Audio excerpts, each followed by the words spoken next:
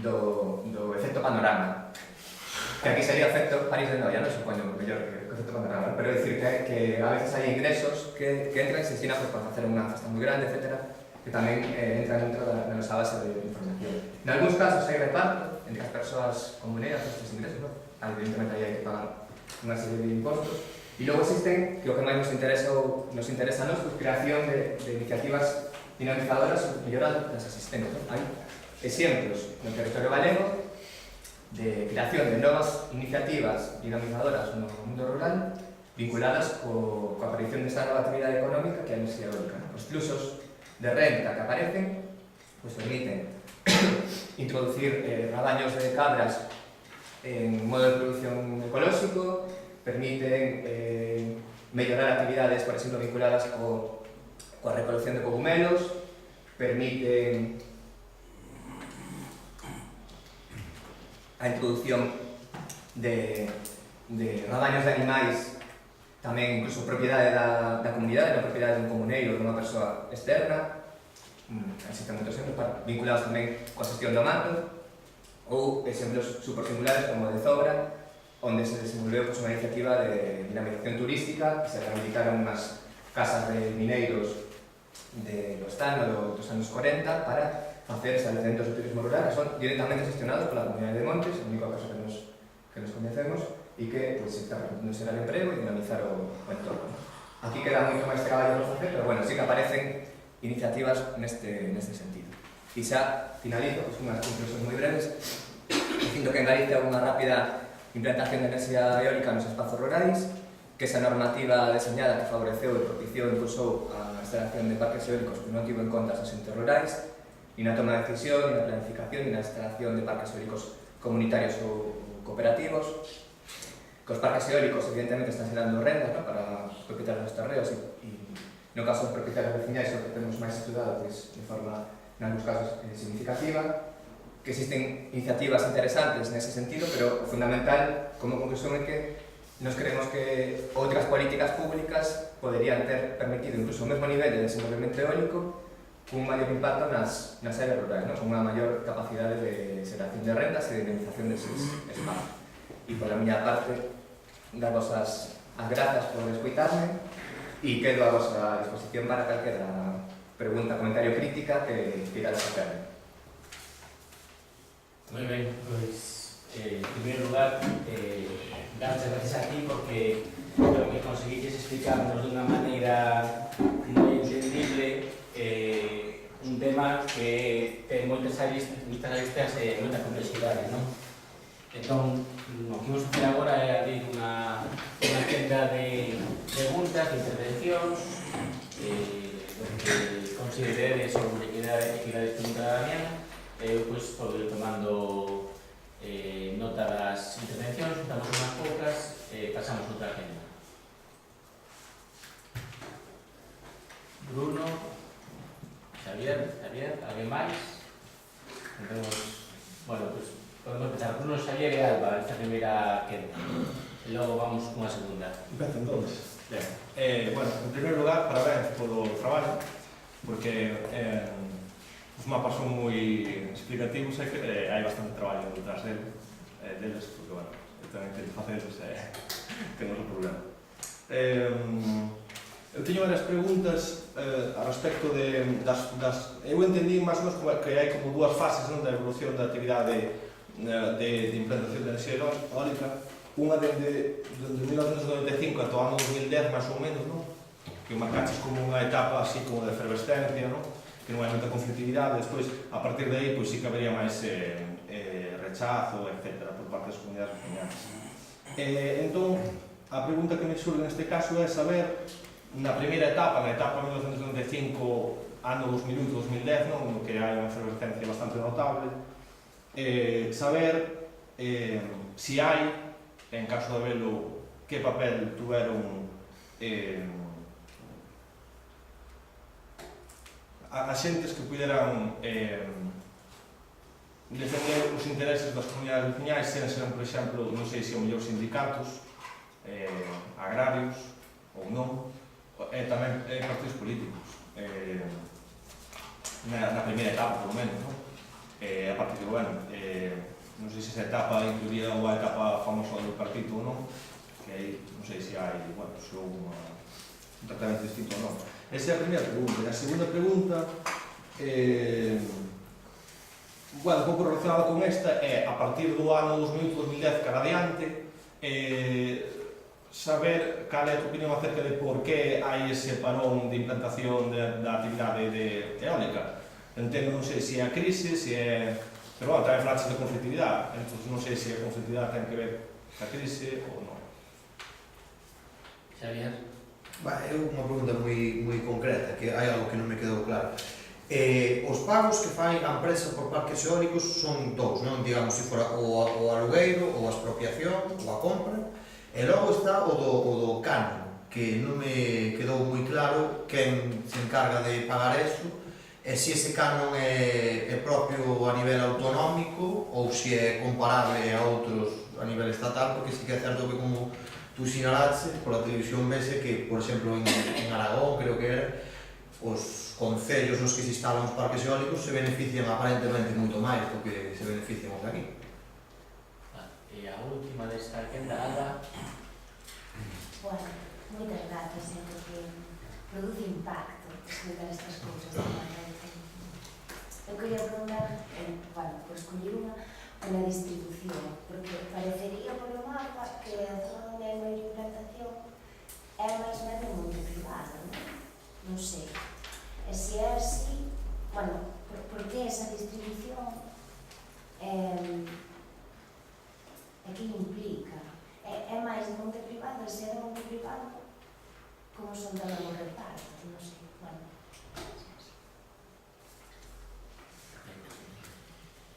Bueno, no tocante as fases, ¿no? Realmente sí que existe, digamos, un periodo de gran expansión desde el año 95, en lo que antes del 95 hay muy pocos aerogeneradores, hay algún perdido ahí en Cabo Vilán, en Malpica, que son anteriores, pero o grosso empieza todo después del año 95. Y ese periodo de expansión pues llega a eso hasta 2008, 2009 y realmente cuando hay un par, ¿no? Esto, con qué ten que ver? Pues principalmente con la económica, eso é a clave. As empresas, digamos, teñen incentivos para poder desenvolver os parques eólicos, incentivos que son marcados pola administración estatal, non depende da administración autonómica, pero son incentivos vinculados coa produción, non vinculados coa instalación. É dicir, unha instalación eólica de 40 megavatios, por poner un exemplo, pues estimase un investimento de 1,2 millóns de euros por megavatio instalado, es decir, un investimento importante, un investimento que se pueda amortizar rápidamente se hai boas condicións de vento, ¿no? Que pasa? Que desde o ano 2009 pues, se produce un cambio importante a nivel retributivo no conxunto do Estado, un cambio retributivo que está dando bandazos e voltas nos últimos anos. E iso tamén xerou moita incerteza e fixo que moitas empresas, eu entendo, que simplemente pues, esperasen a que se normalizase esa situación, pero o contexto da crise é fundamental. No tocante o papel de agentes sociais, etc., pois realmente, digamos, eu creo que a moitas entidades lle escolleu, digamos, o proceso foi tan rápido e en principio tiña tantas condicionantes positivas, ¿no? que as ten, evidentemente. Eu estou analizando esta parte, pero a enerxía eólica é unha actividade moi interesante, estamos producindo enerxías renovables, estamos aproveitando un recurso autóctono, endóxeno, local, e nos dá maior autonomía enerxética, ¿no? Está condicionante o contexto enerxético que temos, etc., que podríamos falar moito sobre iso, ¿no? Pero digamos que o proceso foi tan rápido que parece que houve, digamos que moitas entes sociais se aplicaron todo o que poderían ou que deberían. Ainda así, vou facer, sobre todo no caso dos propietarios dos terreos, dúas excepcións, que eu creo que se que nomear. Unha é Ventonoso, unha sección do sindicato, que sí que fixo bastante traballo, sobre todo en algunhas áreas, e outra é Terra Eólica, outra cantidade tamén vinculada coa área das Pontes, etc., que tamén, pero de forma moi moi personalista, é dicir, hai persoas concretas que se implicaron moito neste proceso vinculado con esas entidades, non? Como dicías, pois o proceso, digamos, pues podemos marcar hasta o cambio do goberno, esta entrada do bipartito, no que existe un novo decreto que introduce moitas, digamos, un punto de inflexión, ¿no? A nivel ambiental, incluso podemos decir que a nivel social, pero que non tivo percorrido polo cambio que houve posteriormente, ¿no? Ainda así, digamos, eu tamén son bastante crítico coas normas feitas nese sentido, nese momento, porque creo que deberían ir moito máis cara alá e apostar por outros modelos que se levaban desenvolvendo desde os principios dos 90 noutros lugares do mundo e que aquí non se fixo, ¿no? Logo, Xavier, para o tema dos pagos, pois sí, como decías, bueno, fun bastante rápido, así que é normal que non entendeses ben.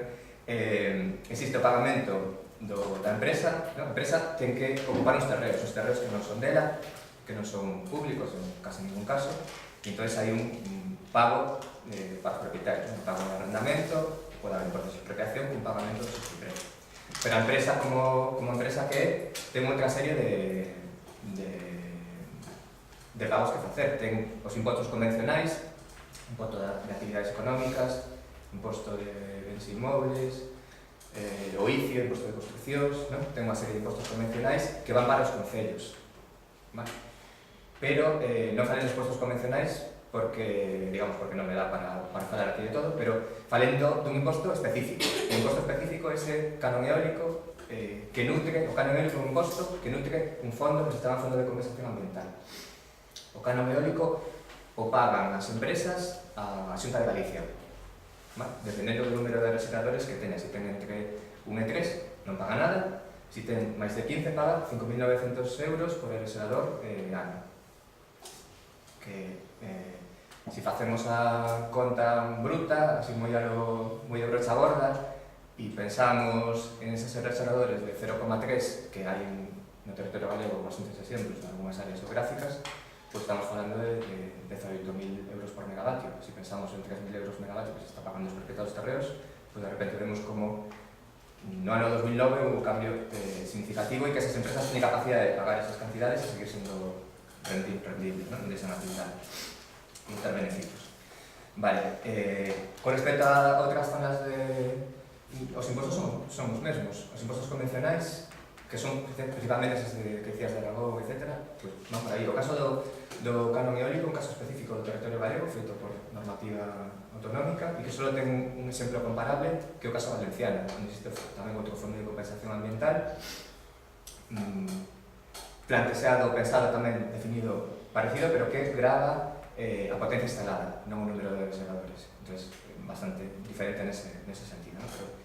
Pero un imposto que, por certo, o canon eólico pues foi recurrido e hai sentencias recentes que di que o goberno autonómico pues ten que facer, digamos, que tratar de tapar eses ingresos que se derivan do canon eólico, pues, por exemplo, mediante incremento da factura da luz, por poner un exemplo para as persoas que vivimos desde o verano. Logo, o da distribución. O mapa sí que dá esa sensación, pero non é tan real, porque precisamente moitos deses concellos que predomina a propiedade privada, pues, e onde sí que existe algo de propiedade veciñal, suelen afectar a propiedade veciñal. No caso de, evidentemente, a Costa da Coruña, etc., pues, aí sí que predomina a propiedade privada, e onde sí que hubo exemplos interesantes, vinculado ao que decías da distribución do reparto dos pagamentos, exemplos interesantes nos que propietarios privados se organizaron mediante plataformas de afectados de ríos eólicos para negociar en común. Existen poucos exemplos, pero son exemplos, aparte son exemplos do principio, de finales de 90, principios de 2000, moi interesantes.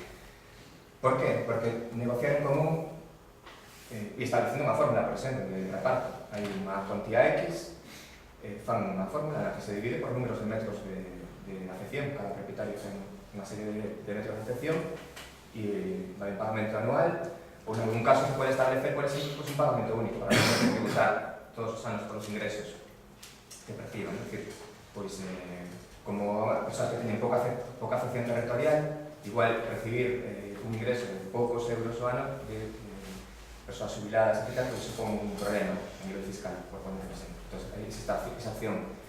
Hai propietarios nese sentido que conseguiron que haxa un pagamento mínimo. Por exemplo, si tens moi poucos metros afectados, pues te tocaría moi poucos euros. Pero non, o mínimo para a xente que está negociando en común é tanto. A partir de aí, é cando se incrementa. Pero digo que é moi interesante a negociación en común porque ademais de que incrementa as contías unitarias que perciben os propietarios dos terreos, permite beneficios comunitarios. E iso, para mí, é unha das claras. É dicir, a plataforma de afectados do Concello X ou da parroquia X di, vale, pegamos esta acordo, pero no tempo de duración do contrato vai haber un convenio de colaboración da empresa coa asociación de veciños ou coa entidade que se cree para que es unha cantidad que se consiga, X euros por megavatio, vaya para unha bolsa para que esa asociación ou entidade faga actividades sociais, medioambientais, culturais, etc. Ou que a empresa se comprometa a desbrozar non sei cantas hectáreas ao ano hasta acabar un contrato cos propietarios ou a facer X obras como pode ser unha casa, os veciños ou bueno, outra serie de incluso temas de aguas tamén temos atopado, bueno, cosas nese sentido, ¿no? Pero claro, eso se permite, se consigue que existe negociación en común. A lógica das empresas, digamos, trata de evitar iso sempre, trata de separar, trata de ir un por un e trata de conseguir pues, que a xente vaya asignando, que se cree, digamos, un caldo de cultivo para que as persoas cedan e nos agrupen e nos asocien para negociar en común contra as empresas. Moi ben, pois vamos coa segunda quenda aquí. Aquí, Pancho. vale. Sí. Bueno, tamén moitas grazas porque os teus informes me valeron para facer moitas interpelacións parlamentarias. Quería consultarte dúas cosas que non teño claras, seguro que sí que o sabes. Que cal é a lei ou decreto que protexe as PE, o sea, as 18 empresas que teñen os parques eólicos empresariais e como se fixo a adjudicación. Iso unha, despois outra, se non hai posibilidade de competencia entre eles por un territorio de implantación, que penso que non, pero seguro que ti sabes por que non. E despois, o tema da incidencia das rendas que dixen no rural. Bueno, nós estamos investigando o tema da facturación real. Sabes que as productoras, comercializadoras e distribuidoras son as mesmas empresas e se cambian os diñeiros de Excel de aquí para lá. Nos temos a sospeita de que os ingresos son muitísimo máis altos, sabes, por como se establece o prezo da enerxía no mix.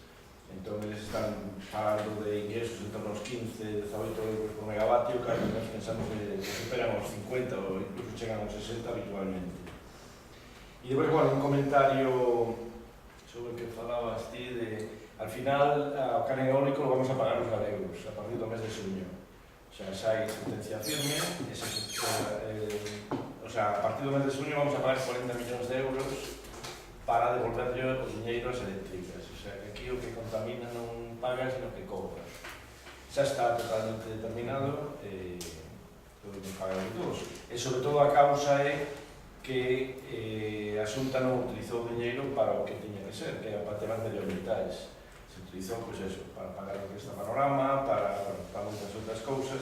Entón, o Supremo dictaminou que eso non era un imposto medioambiental, sino que era unha tasa fiscal convencional que está prohibida por la lei 24/2013 do sector eléctrico. Pois esas tres preguntas, a ver si... Bueno, sí, o caso normal. Conchi.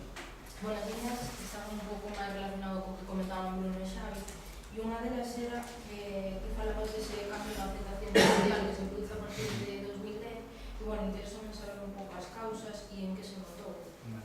E despois falabas no pagamento dos terreos, que a volta mayoritaria foi o arrendamento, e en concreto pago por potencia, non? E eu pregúntome se ti consideras que é máis rentable para os propietarios dos terreos.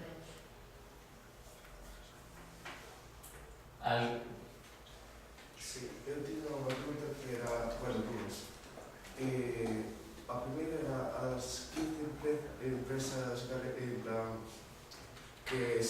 que partiron, según me explicaste, Galicia e tal, son empresas españolas ou outros países tal. A enerxía que se produce en Galicia destínase a España ou a outros países, porque non sei cal é o destino, agora descoñezo.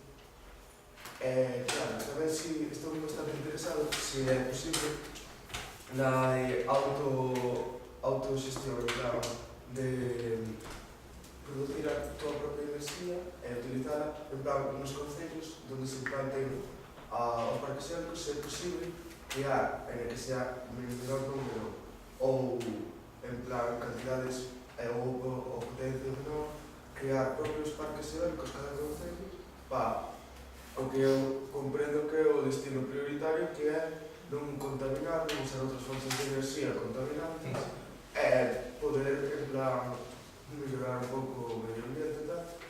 E se é posible eso, en plan, ainda que sea a nivel moi pequeno, que cada concello ou cada provincia ou así teña un parque eólico propio, poder generar electricidade propia aos propios vecinos, sen tentar do común.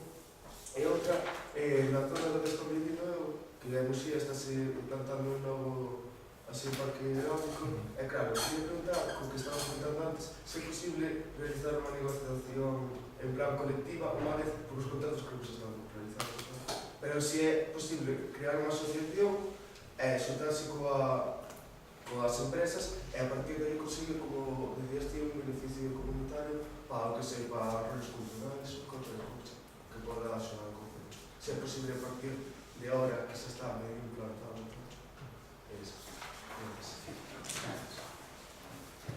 Bueno,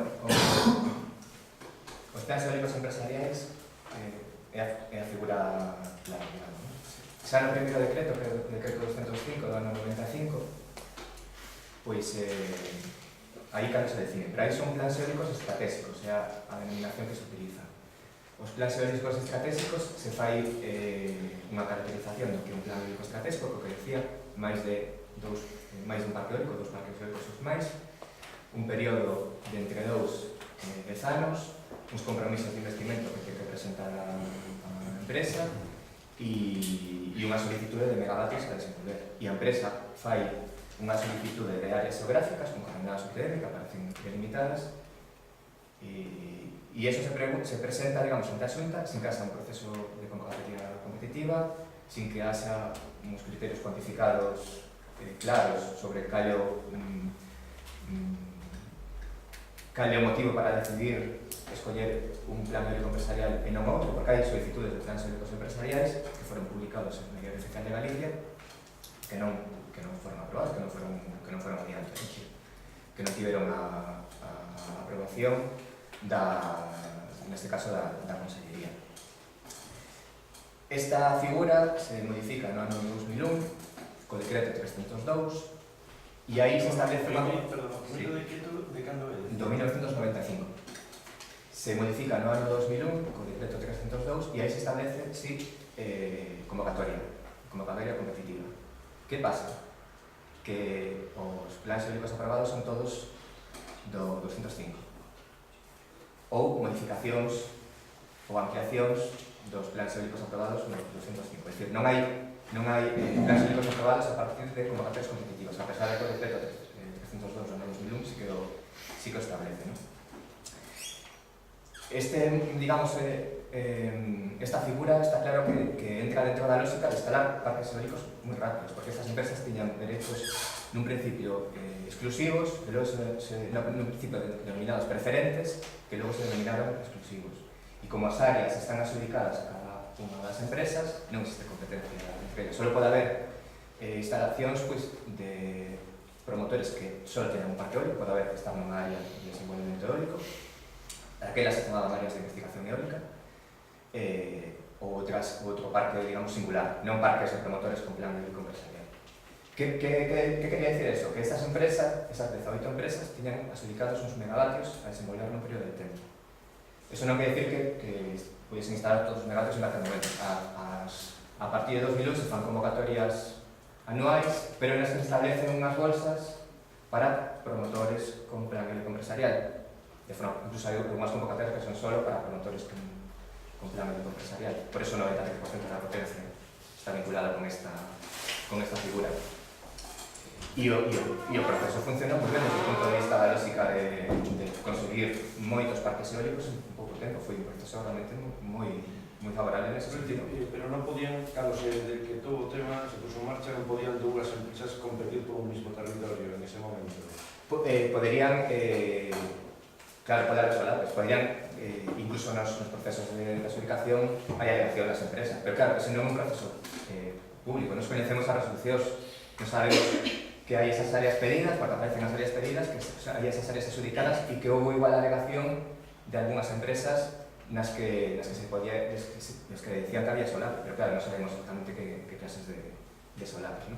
Eso podía acontecer. Pero por que se escolleu un plan eólico empresarial ou por que se procedeu outro, non sabemos. E o máis importante para min, esos plans eólicos empresariais tiñan unha data de caducidade, tiñan unha temporalidade. Os plans esgotáronse e en moitos casos non tiñan desenvolvida o total de potencia que fora adjudicada no seu momento inicial. De forma sorprendente, por menos para min, coa Lei 8/2009, antes do concurso eólico famoso de 2.325 megavatios, establece unha convocatoria específica para promotores con plan eólico empresarial con potencia non esgotada.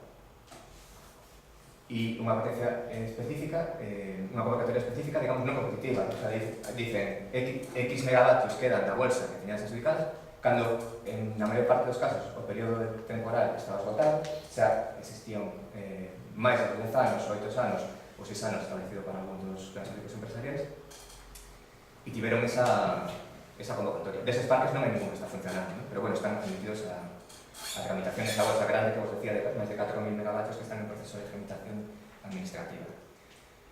Bueno, no tocante ás facturacións, etc., claro, nos temos que usar os datos oficiais que son os que dispomos e dos que temos cabida. Evidentemente, pues, aí hai un proceso moi escuro, un proceso todo que ten que ver con a enerxía xeral, non só eólica, un proceso moi escuro, moi complexo, un proceso unir, un proceso de determinación dos prezos, un proceso bastante complicado e hai moitas cosas que habería que tamén falar ou que habería que cuantificar, ¿no? No tocante aos cambios de conchis, cambios de modelos, ¿no? Do período, si que antes non contestei, que lo comentaste vos tamén, ¿no?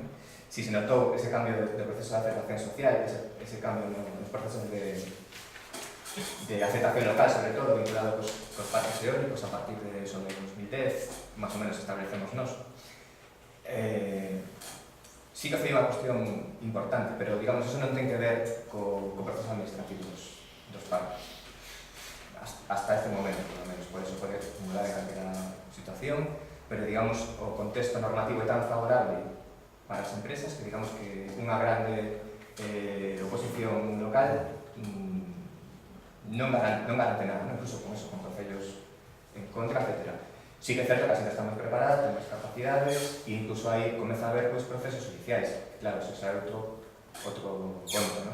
Contenciosos administrativos, etc. Que en outros lugares do Estado teñen sido os que pararon parques eólicos. O caso de Castela León, por exemplo, é moi interesante nesse sentido, con moitas sentencias, sobre todo con erros na tramitación administrativa, por non considerar os impactos acumulativos e sinérxicos. É unha cousa importante no territorio galego para que a tramitación sexa autonómica, o máximo son 50 megavatios, como os decía. Claro, a veces vamos a esa foto, por exemplo, y vemos que hai un montón de densidades e hai moitos máis de 50 megavatios. Os parques están divididos administrativamente e hai moitos exemplos, que se na área de, hai unha zona que se chama Pasareiras, que hai pasareiras A, pasareiras 2A, pasareiras 2B, 2C, 2D, 2E e 2F. Realmente poderíamos falar case dun parque eólico continuo con moitos máis de 50 megavatios, pero administrativamente están repartidos. Ten procesos de autorización administrativa diferenciados cada un dos parques eólicos. A enerxía galega, e tamén ten que ver co antes, co do mix, todo Non, eso é despois. Arrendamento, vale. Se arrendamento é a opción máis rendible, non? Me decías, dentro dos procesos, pago por potencia. Pois, cos cálculos que nos temos, nos casos que coñecemos, a porcentaxe de facturación dá resultados máis elevados.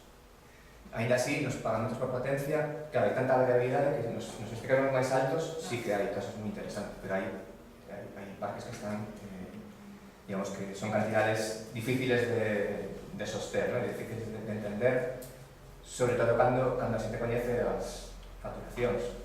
Pois claro, hai falentes de 600, 500 millóns de euros, pero un parque eólico concreto, que se localizado en calquera nas áreas do Xistral ou na Terra de Montes ou en calquer lugar onde hai pouca actividade económica, onde non hai grandes empresas, onde hai desemprego, onde hai moita xente que está en Canarias, en Alemania ou en outros lados, no Val de Arán traballando, pois un parque eólico de 40 megavatios cunhas horas de funcionamento normais poden chegar aos 8 ou 9 millóns de euros anuais. Claro, son cantidades realmente espectaculares neses espazos, en outro lugar igual non sería, pero neses espazos son espectaculares, por iso ten máis, digamos, máis relevante, ¿no? o impacto. E sí, o alugueiro, digamos, dentro da opción da porcentaxe, neste caso, claro, habría que apostar por cantidades moito máis elevadas. Nos queremos que de xustiza enerxética, deses novos marcos que existen, e porque ademais o proceso, digamos, ten mudado moito nestes anos, o proceso resolutivo ten variado moitísimo, pero a eficiencia das instalacións, a mellora tecnolóxica tamén. É dicir, agora hai parques eólicos que sin ningún tipo de incentivo adicional son totalmente rendibles. A diferencia en que está, en que as horas de producción ou que non as horas de producción, esa é clara. E no territorio galego temos moitos espacios geográficos con moitas horas de producción. As horas de producción, cando digo, son as horas de funcionamento, os aerogeneradores. Si temos 365 días, temos 24 horas ao día, pues en hipotético falaríamos de 8.000 e pico horas, para facernos unha idea do total do ano que existe un ano. A media do Estado de horas de un parque eólico están 2.200, 2.000 por aí, unha cosa así, 2.100 e pico. A media galega, 2.600, 2.700, unha cousa así. Pero hai parques eólicos e moitos de moito máis de 3.000 horas. Claro, si isto como unha fábrica, pero en vez de producir coches, producimos unidades enerxéticas, que se chaman megavatios hora. Eses megavatios hora, cantos máis megavatios hora produzas, máis facturación. E se hai un incentivo, como houve moitos momentos unha prima ao prezo de venda, pois se incrementa. Entón, digamos, incluso hai algún parque con información pública de máis de 4.000 horas en Galicia, que é unha cosa realmente espectacular e podes verlo recentemente nun diario oficial de Galicia. Bueno, e logo as preguntas, as empresas que teñen os dereitos que teñen os clásicos empresariais, pois digamos que hai un pouco de todo. E iso tamén fainos pensar, ¿no? Porque hai incluso alguna empresa, digamos que podríamos definir como pequena, ¿no? Naquela altura, naquele momento, que era unha empresa pequena que ten un plan eólico empresarial. Logo son as que coñecemos todas, grandes, as Iberdrolas, Fenosas, Accionas, ese tipo de empresas grandes. Pero hai empresas de fora tamén, claro. As xentes se sorprende moitas veces cando vamos a alguna aldea e decimos que o parque eólico que teñen é de capital xaponés. Por tener un exemplo real, que é o territorio galego.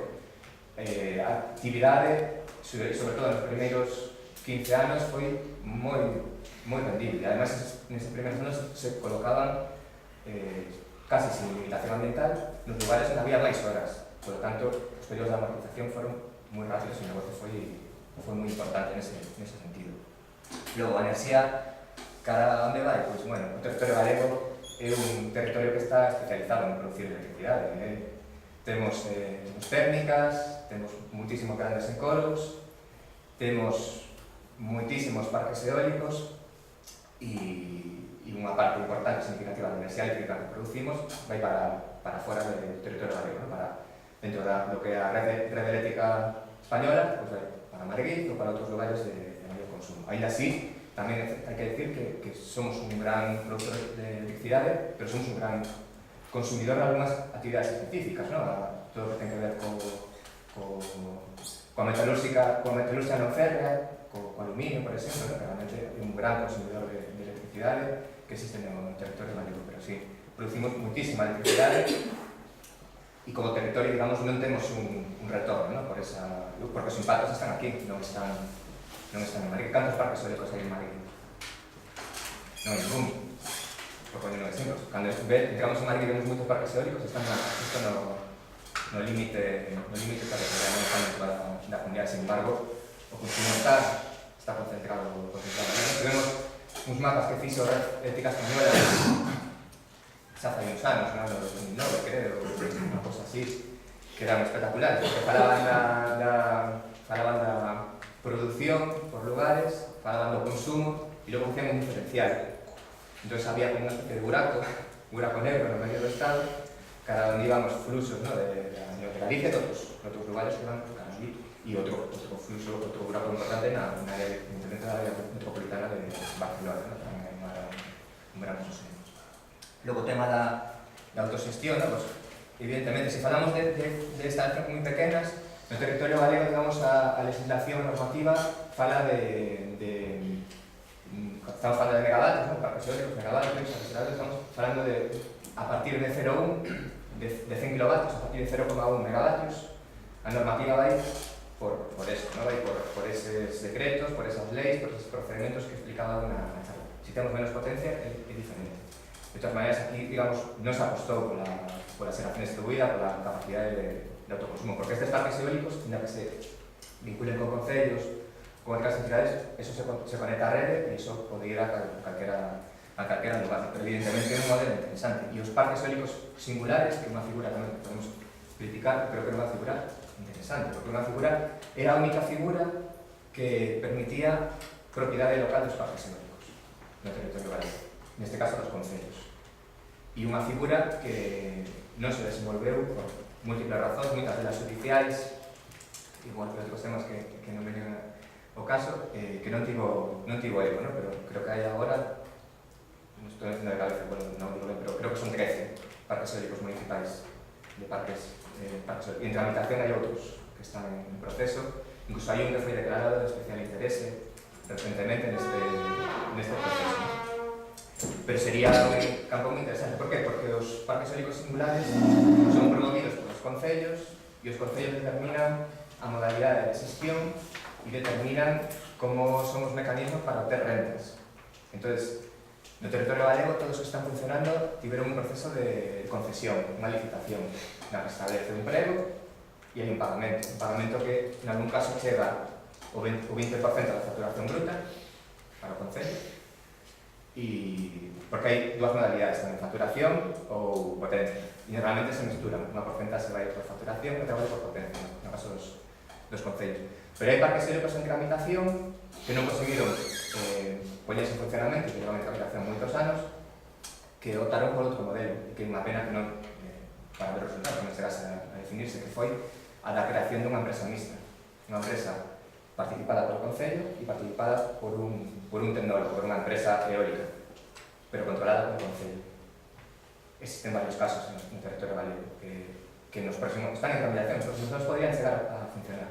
Pero foi unha aposta, eu creo que interesante, moi limitada, porque establecía un máximo de potencia de 3 megavatios para cada parque eólico municipal, pero que podría ter interese porque era en concellos pequenos con pouca capacidade de obtención de rendas, pues podía ser un bo mecanismo para xerar ingresos para os concellos. E o caso de Musía, que me comentaba, si había aí 2 parques eólicos, se non me equivoco, ¿no? Musía 1 e Musía 2, que están en... Bueno, que xa levan moitos anos, esos parques eólicos, pero agora parece que sí que van cara adiante e evidentemente, claro, como calquera lugar de Galicia, digamos, a xente se pode agrupar e pode constituir nunha asociación legal ou nunha asociación informal. O sea, é un proceso no que a xente se autoorganiza e decide poñerse en común, escoller igual unha comisión negociadora e levar todo sempre aos acordos e procesos a unha asamblea que queira participar nese proceso e tratar de interactuar coa empresa con a súa voz. Eso é algo que non é que se poida facer, é que debería de de ser o mínimo, digamos, para calquera proceso de negociación, non? Tratar de facelo desa forma. Pero unha vez que estén os contratos xa definidos e tal, ainda así, posteriormente se pode realizar eso. Se os contratos están asinados, evidentemente, os contratos son os que son, ¿no? Pero incluso nese caso, que é moito máis difícil, ¿no? Porque ideal é facer un proceso, digamos, un proceso comunitario vinculado co proceso de negociación, eso é clave, pero un parque eólico non afecta solo aos propietarios dos terrenos, que ademais son os que teñen o condicionante positivo de ter unha renta derivada do aluguer, por exemplo, ¿no? Ten uns impactos na contorna, iso bueno, está científicamente demostrado, ¿no? Hai impacto visual, impacto acústico, o efecto parpadeo, o logo impacto da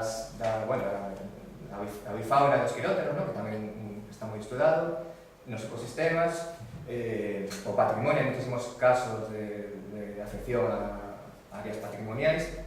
É dicir, o conxunto da poboación local, ainda non sendo propietarios dos terreos, ten a capacidade moral para tratar de exigir algún tipo de beneficio da empresa.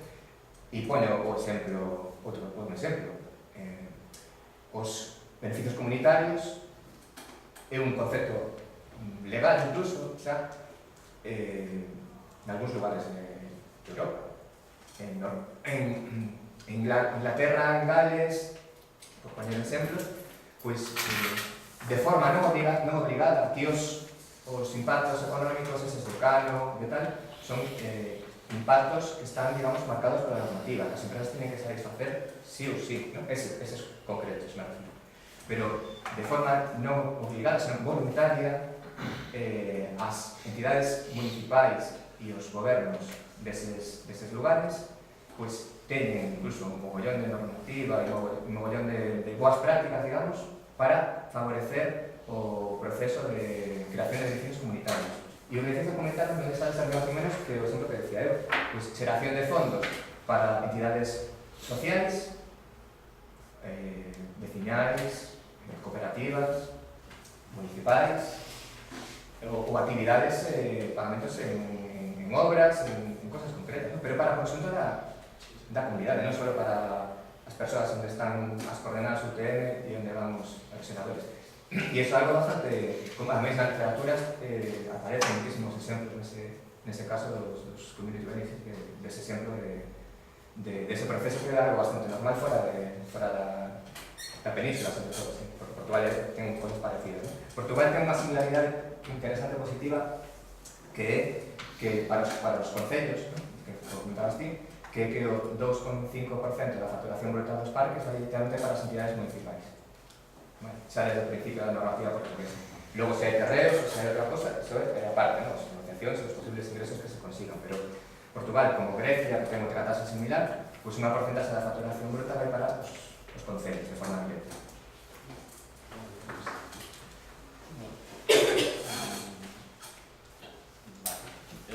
Díame tamén aquí alguma cuestión, hai outras dudas aí, outra máis, porque temos unha nova ronda.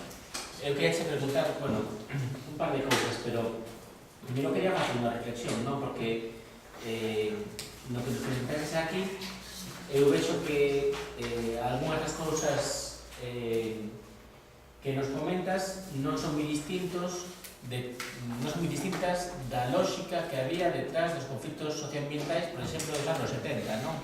De conflictos ou iniciativas da administración e das empresas dos anos 70, como pode ser a construcción de encoros ou a explotación de minas a ceo aberto, vexo que as problemáticas e as lógicas son moi semellantes, non? É dicir, pareceme que a administración, neste caso a administración autonómica, pero tamén estatal, e as empresas siguen mirando o territorio rural como un espacio a industrializar sen demasiadas consideracións secundarias, non? Isto, bueno, é unha cuestión que pode ser, ou non, é sorprendente, non? Ainda que creo que tivites unha clave moi importante que os procedementos de declaración de utilidade pública dun terreo, así como a lei de expropiación forzosa, siguen remitindo a unha legislación que é do ano 54, non? Pero parece que chama moita atención, é dicir, supostamente as propias empresas supostamente asumiron un discurso que inclúe valores medioambientais e o Estado, as administracións públicas deberán ser promotoras deses mesmos valores e, sin embargo, a lógica de como funcionan estes procedimentos é moi parecida. E probablemente o nivel de conflictividade é menor ou é comparativamente menor porque ten que ver con os propios procesos de éxodo rural, ambientamento da poboación, desagrarización e desactivamento do mundo rural, non? E se non fora así, tal vez a intensidade da conflictividade socioambiental sería semellante a deses exemplos que poño, non? É unha reflexión, non? As preguntas concretas serían as seguintes. No caso destas movilizacións destes conflitos socioambientais que houve de 2010 en adiante, podemos supoñer, pero gustaríame que explicaras cal é a natureza das reivindicacións. Se é unha natureza, digamos, de preservación de preservación ambiental ou patrimonial, ou se ten que ver cunha insatisfacción polo prezo das expropiacións ou pola escasa porcentaxe de participación das comunidades, dos veciños e dos propietarios nos beneficios. É dicir, se ten que ver con marco legislativo, con factores ambientais, con que ten que ver en concreto, non? Tamén, por exemplo, claro, Galiñeiro tampouco é un sitio que está en un terreo rural, pero nun ámbito urbano, non? Cunha cidade moi grande ao lado, non? Eso pode ter tamén alguna influencia. A segunda cuestión é máis genérica, referiste ao comezo a cuestión do posible futuro de instalación de aerogeneradores perto da costa, non? No mar, non? Isto é unha cousa que ás veces que vas a aterrar en Dinamarca ou en Holanda, pois ves que o avión aterra ou despega entre aerogeneradores, non? Que opinas ti disto? Bueno, quería saber se hai oposición, se hai sectores que se opoñen a isto, que pensa o sector pesqueiro, ou o sector acuícola, ou digamos, as organizacións ecologistas. A pregunta sería, por que isto non ten acontecido todavía en Galicia? Vamos a xuntar alguna pregunta máis. Estaba Xavier, tamén tiña outra, non? Sí. Eu non sabía que o sobrecusto na factura da luz derivaba do teórico mal uso do canon, non? E a miña pregunta é se coa adopción dun canon estilo o que dixese que había en Valencia sería posible para a empresa ese tipo de reclamación con un canon que eu creo que sería máis xusto, non? Porque eu creo que os parques eólicos están tendendo a ter menos aerogeneradores e máis potentes, que tuera en conta o reparto dun beneficio económico e non un impacto ambiental como agora, se sería posible para a empresa reclamar como reclamou. Dichete para apuntar. Telmo? Sí, bueno, non quero a miña pregunta porque sabías de estudar, pero comento uns datos que si que tiña en mente era que, bueno, con respecto ao que dicía Daniel das continuidades das empresas, a mí durante toda a exposición pues, se me acordar da actuación do patrimonio forestal do Estado, que levaba a cabo a regulación nos 60, nos 70. Realmente chama a atención as similitudes do proceso. Eu tuve a oportunidade de falar hai un par de anos cun axente do patrimonio. Bueno, comentábame a súa visión, ele comentábame como, ademais